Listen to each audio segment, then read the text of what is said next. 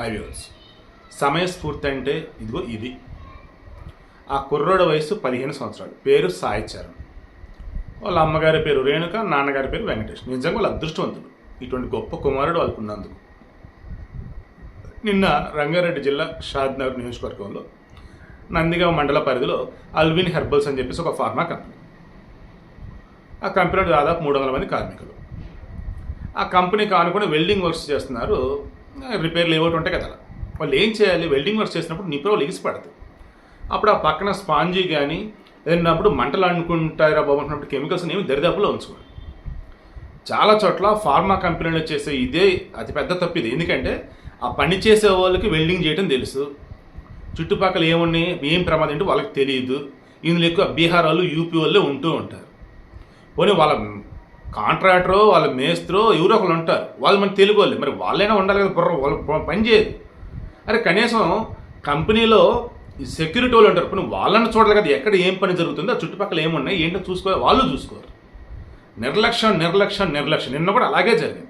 ఆ వెల్డింగ్ పనులు చేస్తూ ఉంటే ఆ పక్కన ఉన్న స్పాంజ్కి కెమికల్స్ కంటే ఒకసారి మంటలు అంటుకుని చుట్టుపక్కల వాళ్ళు గమనించారు. అరే మా అమ్మ అందులో ఉందరా అని చెప్పేసి ఆ పిల్లోడు అన్నాడు. అరే అవునా పదరా అని చెప్పేసి ఈ రేణుక వెంకటేష్ వాళ్ళ పిల్లోడు సాయి చరణ్ కూడా వచ్చాడు. అరే మా అమ్మ బయటే ఉందరా అన్నాడు. అరే మేము బయట ఉందరా, మరి లోపల ఇంకా చాలా మంది ఉన్నారా, అరే మంటలు ఎగుస్తున్నాయిరా, కొంతమంది బయటకు వచ్చి ఇంకా కొంతమంది లోపల ఎలా ఏంట్రా.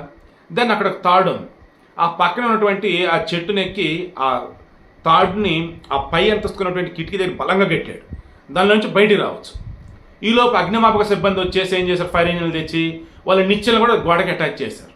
దాంతో ఆ తాడు పట్టుకొని కిందికి వచ్చిన కొంతమంది, ఆ తాడు పట్టుకొని నిచ్చెన మీదకి వచ్చిన కొంతమంది, ఇలా ఆల్మోస్ట్ ఇద్దరికి మాత్రమే స్వల్ప గాయాలైన, మిగతా అంతా కూడా సేఫ్. బట్ కంపెనీ మాత్రం మొత్తం తగలబడిపోయింది, కొన్ని కోట్ల రూపాయల వరకు నష్టం.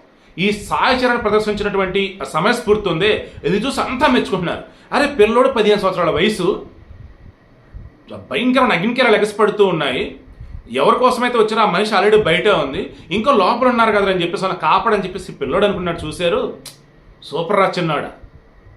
నిజంగా ఈ పిల్లోడికి సాహస బాలల అవార్డు ఇవ్వాలి. ఖచ్చితంగా రాష్ట్రపతి గారి చేతుల మీదుగా ఈ పిల్లోడికి అవార్డు వస్తుందని నేను ఎక్స్పెక్ట్ చేస్తూ ఉన్నా. ఎందుకంటే నిన్న ఆ పిల్లోడు చేసిన సాహసం అటువంటిది. కొంతమంది 50 మందిని కాపాడారంటున్నారు, కొంతమంది 6 మందిని కాపాడంటున్నారు.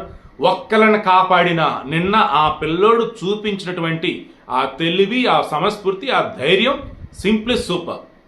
సో మీరు కూడా చూడండి, గతంలో ఎన్నో సందర్భాలు చెప్పారు, అక్కడ ఒక ప్రమాదం జరిగింది, అందులో ఉన్న వాళ్ళు కాపాడాలంటే బ్లైండ్గా వెళ్ళిపోవటం కాదు, ఏం చేయాలి, మనం ఎలా కాపాడాలి. మనం చనిపోకూడదు, బట్ చనిపోతున్న వాళ్ళని కాపాడగలగాలి, ప్రమాదం చుక్కున్న వారిని కాపాడగలగాలి, పాసిబిలిటీస్ ఏమున్నా చూసుకోవాలి. అక్కడ మంటలు లేవు, బట్ కిటికీలోంచి బయటికి రావచ్చు. దాన్ని ఆ కిటికీ గట్టికి తాడుగట్టి సరిపోయింది కదా, అదే చేసాడు ఈ పిల్లాడు. లక్కీలీ అంతా కూడా సేఫ్ జోన్లోనే ఉన్నట్టు లెక్క. అండ్ ఈ పిల్లోడు చేసానికి ఇప్పుడు అంతా మెచ్చుకుంటూ ఉన్నారు.